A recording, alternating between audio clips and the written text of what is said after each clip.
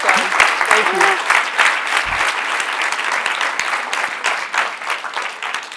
Hello. This is nice, isn't it? This is great. Yeah. We were wondering what the auditorium was You're like. just hanging out backstage. Oh, yeah. So how are you? I am terrific. Thank you very busy. much. Keeping Yes, busy. yeah, I am. It is always it's a pleasure and a privilege to spend time with you, as I have over the years, and especially in front of a group like this, so passionate about philanthropy, and that is what we are going to spend the vast majority of time talking about. But you're also very gracious in allowing us to ask a couple of hot topics in the news. Absolutely. Especially one that I saw you tweeting about. Yes. Those schoolgirls You bet. in Nigeria. You bet. And the president has said that there's going to be U.S. aid. Should the U.S. and should other countries, for that matter, do more to secure that they are returned safely to their families? Absolutely, Robin. And, you know, for me, this is a perfect storm of all the issues that are of concerning matters to those of us who follow women and girls around the world, and in particular what's happening in North Africa.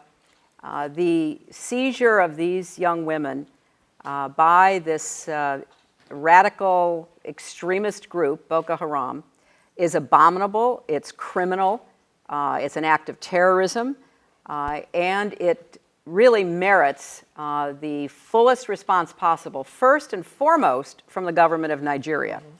The government of Nigeria has been, in my view, somewhat derelict in its responsibility toward protecting boys and girls, men and women, in northern Nigeria over the last years.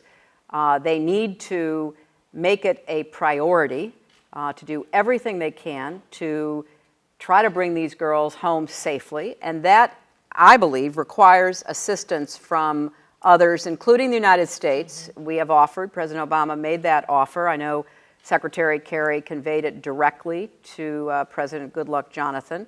So has the EU, so has the UK.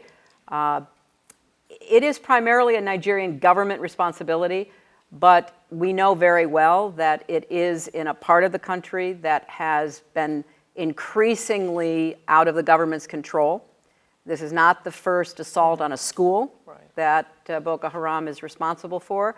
When I was secretary, had numerous conversations with the president, other members of his cabinet and security forces, that this required a much greater effort by the government in Abuja, and it also required more of an outreach on development and assistance in the region. But focusing right now on the crisis of trying to find these young women and return them. And, you know, another group was kidnapped yesterday out of another village, means that the Nigerian government must accept help, particularly intelligence, surveillance, and reconnaissance help.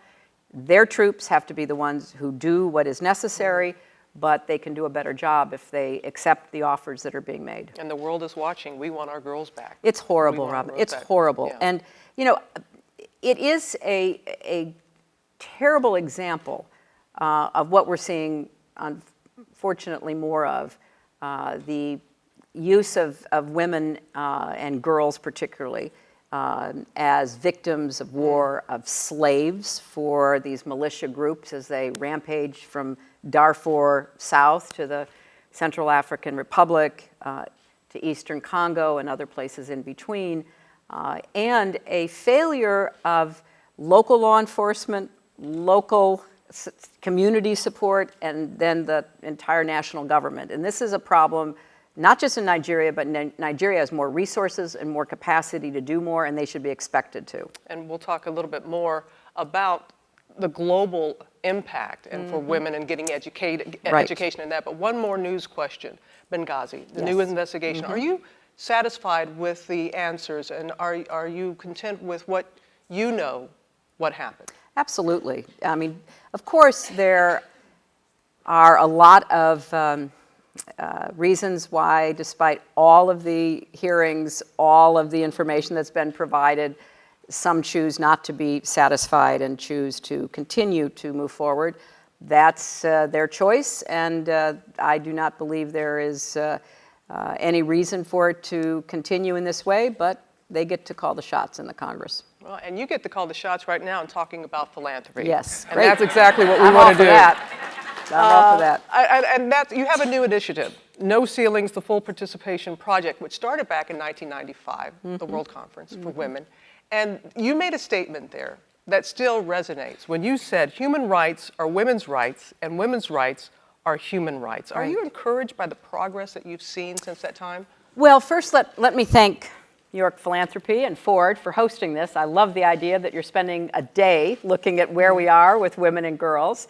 And as Robin said, in 1995 at the Fourth World Conference, I was privileged to go to that UN-sponsored gathering on behalf of the United States and to give that speech. But what's often lost is that beyond the words and the rhetoric and the calls to action, there was a platform that 189 countries signed on to move toward the full participation of girls and women in their societies. So what we're doing now at the Clinton Foundation under the rubric of the No Ceilings initiative is partnering with the Gates Foundation. We are doing a comprehensive global review, an assessment of what we've achieved and what still remains to be done. And I think the early returns on this, because obviously we're partnering with a number of other philanthropies, with the United Nations, the World Bank, and so much else, the early returns are that the world has made progress on education, primary education. We've closed the gap that existed in 1995 in primary education. We have begun to close the gap in health. There's still work to be done on maternal mortality, on access to reproductive family service rights and the like. But in education, primary education, and in the area of health, thanks to many of those of you represented here, the gaps have shortened. They're not completely eliminated. But what we still see as remaining in difficult problems, and it goes back to the issue about the Nigerian schoolgirls, is we have so much work to do on economic opportunity. We have an enormous amount of work to do on political and civic participation and in peace and security. And in fact, I hope that we can have a good discussion starting today about what to do with the data that the No Ceilings Foundation is pulling together so that we can better aim government action, philanthropic action, communities, activists, around what the hard-to-break ceilings are. We can continue the work on health and education, but we have to also put some real emphasis on the political, civic participation, economic participation, and women as agents of peace and security. And what is so powerful is what you said, it's data-driven. Yes. This initiative. Yes. You have the numbers to back up what Right. you're saying here. Women in the workforce, in the workplace, it's still a hot button topic, pay equality, flexible hours. Right. Do you believe that legislative action is needed to speed things forward, or is it just changing us as a society and how we view it? It's both, because one of the findings, and I appreciate your emphasis on data, because that's really what No Ceilings is all about. It's what I started to do as secretary because, not only in 95, but even before, but certainly since, I was making the moral argument, the rights argument, the equality argument, the humanitarian argument. And then we stopped for a minute. We thought, wait a minute, there are real costs to societies, including our own, for the failure to really reach out and make full participation of women and girls a priority. So in the economic sphere, it obviously differs from place to place. I'll give you 3 quick examples. When the new Prime Minister Abe, came into office in Japan, and he was determined and had really been elected on his promise that he was going to stimulate growth, get Japan out of the decades of deflation and stagnation. He came up with a list of priority actions. And I think to his surprise, frankly, at the top of it was getting more women in Japan to fully participate in the formal workplace. And he began talking about that. And Christine Lagarde, my colleague in this effort, actually went to Tokyo, made a speech about how the fact that women are not even fully participating and welcome to participate and supported in their participation in developed economies like Japan was a drag on gross domestic product, economic prosperity. And that in a time of slow growth globally, we couldn't afford that. We needed to open the doors and get these young women and women of all ages involved. Secondly, if you look at the data out of which that insight came, it's pretty convincing. The IMF, the World Bank, they've been doing this work. And what have they found? There are still more than 100 countries that prohibit women from holding positions in certain work places and professions. Just flat out prohibit, what we used to have 30 years ago. Secondly, even where the laws are not blocking women's participation, there are still cultural, social, attitudinal barriers. And so you take our country, where the percentage of women on corporate boards is abysmally low, particularly compared to European counterparts, where women in politics is low. Globally, fewer than 25%, about 21% of all elected parliamentarians are women. So you begin to start breaking the data down. So when you are keeping women out of the workforce in developing countries for all kinds of reasons, or when there's a light bulb that goes off which said, we need to open the doors, if you change the laws, that's not enough. There has to be continuing effort made to enlist and create a welcoming environment. And in our own country, what we're finding is that there are still too many instances where equal pay is not being paid for equal work. We just tried once again in our Congress to pass something called the Paycheck Fairness Act. It was unsuccessful, where enforcing those laws is less than robust, where you have too many women and younger women in particular being pigeonholed even in 2014, or where employers are not recognizing what they can do and should do to enlist more women. Quick example, Google. Google used to post all of these job openings, like if you want to, I guess they would do it maybe once or twice a year. If you wanted to apply, here's how you did it. And they found that even among their high-performing women, and Google's been pretty open and supportive of women engineers and coders and others in their company, the women wouldn't be coming forward. And they realized they had to make a greater effort to reach out and actually enlist those women. And that's been something of my experience, having employed a lot of young people over the years. If I go to a young woman and say, would you like this responsibility, you like this new job, this expanded portfolio, almost inevitably the answer would be, do you really think I can do that? Do you really think I'm ready for that? Or I'm not sure I can balance that with my family responsibilities. I don't know if I can do that. I've never had a young man say that to me. Their response is more like, what took you so long? I mean, really. So I think there are still the subtle messages, the pressures that young women in advanced economies like our own impose on themselves.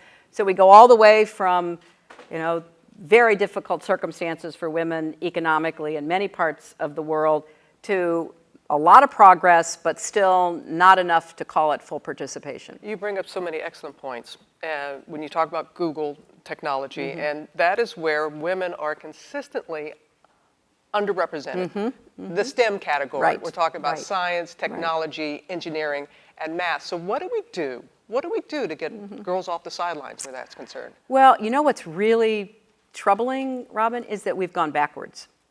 That if you look at the percentages of women getting degrees and advanced degrees in the STEM subjects, we are at a lower percentage today than we were 30 years ago. Now you stop and you say to yourself, what's happening here? Why do you think that is? I think it's a couple of things.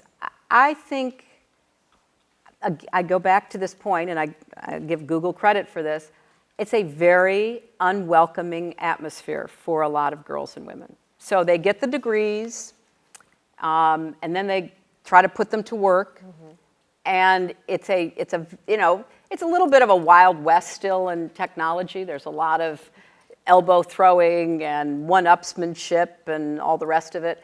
And it becomes a difficult environment for a lot of young women, and for them to feel that their skills, their talents are being appreciated. Then I think there is the old stories that are still unfortunately too true today. If you screen somebody literally behind a screen, whether it's someone trying out for an orchestra or someone doing a written test on a employment task or whatever, if people who are making the decisions don't know whether it's a man or a woman, women do a lot better. So, there are just these remnants, these vestigial remnants of a prior era that you can't just think will go away. And in the STEM areas, despite how well girls do until a certain age when they start to feel crowded out or unwelcome, I think our schools, our communities, our families, and certainly our businesses just need to make more of an effort to try to move back toward a higher percentage of these young women putting their talents to work in this area. You speak of a prior era. Let's look at a future era. You're going to be a grandma. I am. Chelsea is going, well, congratulations for that. Congratulations where that's concerned. I know that you and your husband are very happy about that and excited.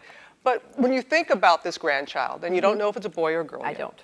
but when you think of this grandchild, what do you want as far as the advancement, especially for, even if it is a boy, advancement for girls and women going forward? Well, I want a healthy, happy child. And I have a lot of confidence in my daughter and her husband to be, the kind of parents that instill the values and create the environment in which a child can pursue his or her potential. And I don't take that for granted, because that doesn't go on in many, many places here and elsewhere around the world. And I want to do as much as I can in whatever position I'm in to try to keep raising awareness and finding solutions to the problems that stand in the way of a child being able to develop to the fullest of his or her potential. And I look at that, very broadly. Like, one of my initiatives at the Clinton Foundation is called Too Small to Fail. And it is aimed at closing the word gap between families like mine, where children who come from families like mine have heard 30 million more words than children who come from poor families. And we now know that that is literally developing the brain and creating a platform for greater learning. Because when those children who come from loving families, supportive families, but families that are stretched thin under enormous economic stress, often single-parent families, the time factor is just so overwhelming that when those children all end up in kindergarten, the children from the families where they've been talked to and where they've been sung to and where they've been read to are just so much better prepared for the complex world in which they will work and live. And I want every child, not just my grandchild, to have that chance. So we're working hard with the Next Generation Foundation, with Sesame Street, with other partners to help communities organize around that. And so for my future grandchild, it's not only what I want for him or her, it's what kind of society I want for that child to grow up in, to be a citizen in, to contribute to. And that's part of why I do the work that I do. And the work that you do and have done, no one as Secretary of State traveled more than you did. Oh, I'm not supposed to notice that? You didn't see that from Michael, did you? You traveled to 112 countries. Right. And you alluded to this a little bit before, Madam Secretary, when you were talking about the different views around the world when it comes to women in the workforce.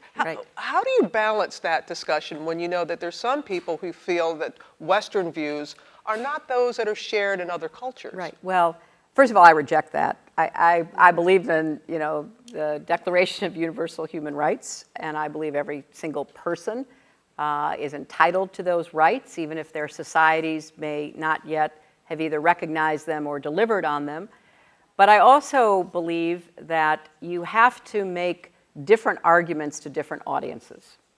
And that's why, going back to the economic piece we were discussing, what I found, and I have done this now for many years, in talking to leaders of the kind of societies you are referencing, where girls are in some way either marginalized or even worse, oppressed, and societies where the girls are taken care of, educated, but where they're not encouraged to do very much with that education.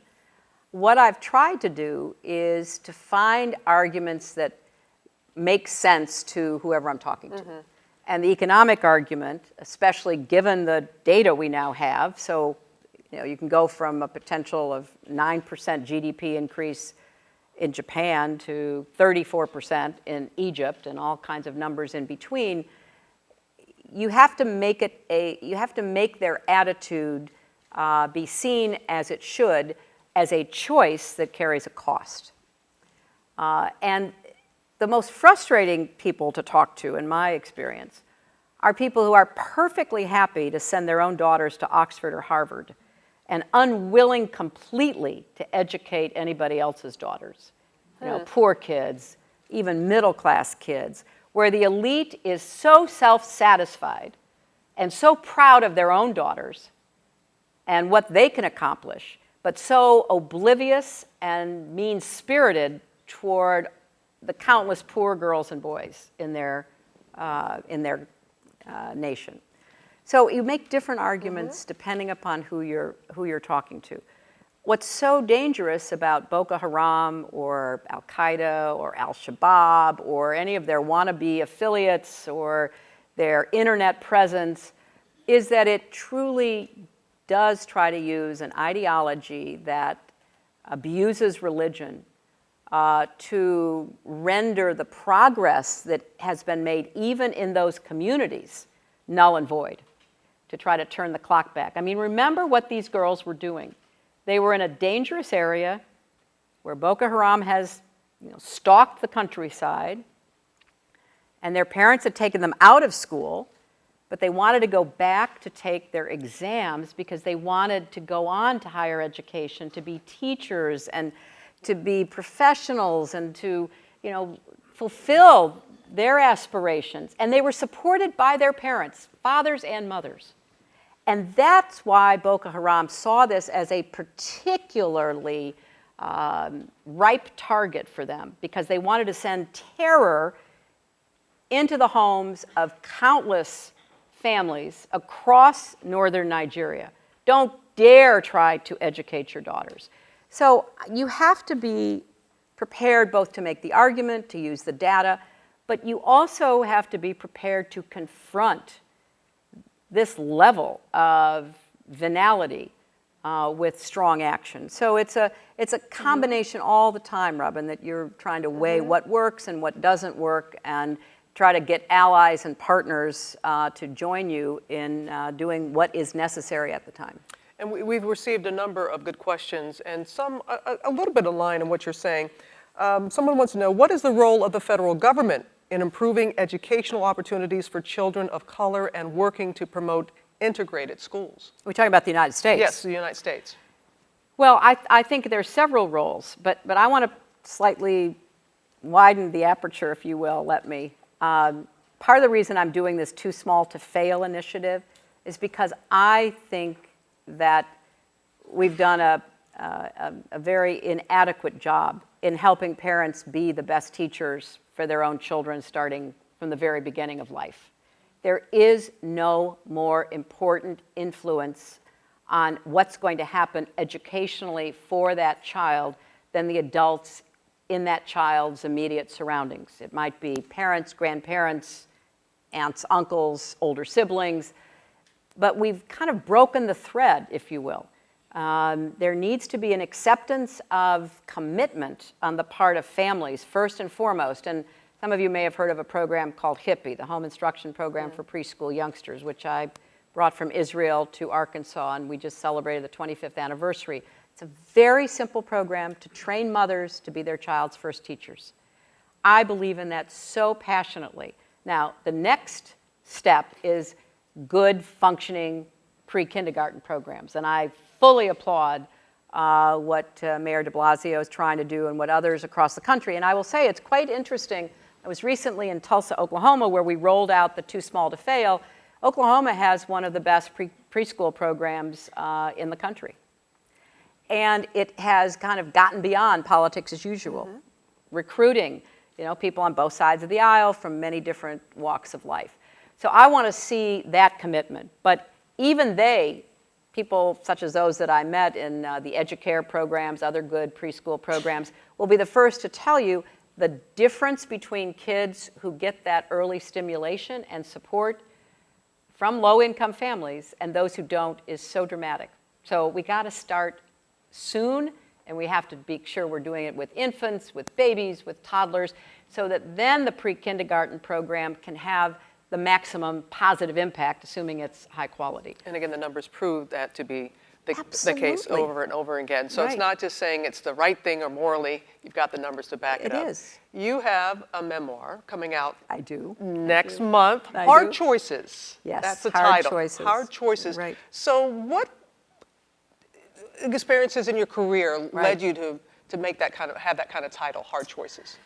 Well, I wrote about the 4 years that I served as Secretary of State. It really goes from the end of my 2008 primary campaign against then Senator Obama to his asking me to be secretary and my finally accepting, which was a hard choice for me, leaving the Senate, and then what we did and and it's sort of vignettes about what we found when we got there, what we inherited, an economy in free fall, the so-called Great Recession, 2 wars in progress, and a lot of continuing and unfortunately persistent threats that we confronted. And the reason I chose the title is because I saw leaders, both our president, leaders of other countries, and myself, making hard choices. I mean, if it was easy, anybody could do it. It would be pretty self-evident about what the right choice is, but very often that's not the case. And I've written about a lot of those hard choices, and just to pick one, the president's decision to go after bin Laden, that was by no means a sure thing. His advisors were divided. The intelligence was certainly strong, but not 100% convincing. You had to get into Pakistan and get out safely. It was a very hard choice. And there are a number of those choices that I explain and try to point out what the options are and how you weigh what to do and what not to do. I write about the decision that I made to take in the Chinese dissident that was seeking refuge in our embassy. It's a very hard choice. I mean, I was leaving in a few days to go to China for our annual strategic and economic dialogue. And this man was blind, had escaped from house arrest, and he was in desperate need of medical care and safety. And, I said, go get him. And then we had to negotiate over it. So why did I say go get him? And what did we do to try to work with the Chinese about how to handle it once he was inside the embassy? There were hard choices all along the path. And, the book is about, everybody faces hard choices. Everybody faces hard choices in our lives. I mean, you've just gone through a very difficult experience filled with hard choices. And we're also happy to see you look Thank you. beautiful and strong and resilient and everything. So we make these hard choices in our personal lives, in our families, but nations make hard choices or fail to make hard choices. you know, really you can see a lot about where nations stand economically, stability-wise, conflict-wise, by whether or not they'll make hard choices. You know, Nigeria has made bad choices, not hard choices. They have squandered their oil wealth. They have allowed corruption to fester, and now they're losing control of parts of their territory because they wouldn't make hard choices about how to rein people in. In contrast, I talk about Botswana, a country that made some hard choices early on, thanks to enlightened, smart, strong leadership, that they were not going to be a victim of the resource curse. They were going to use their diamonds to build schools and hospitals and pave roads, and they did it. And so it's not like these are impossible choices, but they're hard choices, because often you have to go against your own political supporters, or even sometimes your own family, your tribe, your political party, or whatever it might be. But we judge lives and we judge countries on how well they make hard choices. Well, speaking of hard choices, this comes from the audience. Were you to run for president in 2016, would you consider Elizabeth Warren or Julian Castro as a running mate? Oh my goodness. Who asked this? Well, aside from never answering hypotheticals, It's from the audience. yeah. I've been asked this question many different ways. This is one of the cleverest. I would expect no less. I can only say that they're both extraordinary leaders and great political advocates for a lot of what needs to be done in our country, and I admire both of them greatly. Oh. Oh, it's, when I look at your Twitter page, the last thing you list is saying you're a glass ceiling cracker.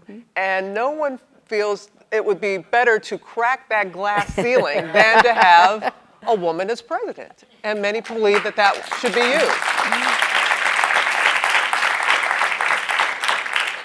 Well, I think we should crack it also. I'm 100% in favor of that, but I have nothing further to say about Hey, we tried, right? my path right now. I want to ask you also, so it's really inspiring to have this discussion in all sincerity. And I know this is something that you are very passionate about, and everybody here, about philanthropy and targeting women and girls, and to devote a whole day like this and your initiative. So how does it not just become dialogue, but action? Right. Thank you for asking that, Robin, because I feel like this is such an opportunity with all of you here in this room. And I want to just tell you the way that I see it, after having done this kind of work for a long time, not just on behalf of women and girls, but in the foundation world, the philanthropic world. I heard Darren talking about Marian Wright Edelman and the Children's Defense Fund, et cetera. I think there are a couple of things. One, it is important to have more cooperation among groups such as yourselves who are working in this area. Because a lot of great work is being done that is not being taken to scale, not being maximized in terms of the political impact, because it's one organization doing it, or one of the groups that you fund doing it. So the more there can be cooperation, synergistic efforts, I think the more we can get done. So everybody working on how we crack the code to get more girls going from primary education to secondary education. What really works, and how do we get governments to adopt what really works? How do we deal with the fact that a lot of parents in developing countries don't want their older girls going to school at a distance from where they live? They might be open to it if it were closer, if it were more secure, whatever the reasons might be. The bicycle example, give the girls bicycles, let them then ride to secondary school, that provides more protection, whatever it might be. So I would encourage that out of this day-long gathering, there be a working group to really get what you all are doing in this area understood, kind of laid out on a decision map, and see who can work with who to try to do even more and begin to address the unanswered questions.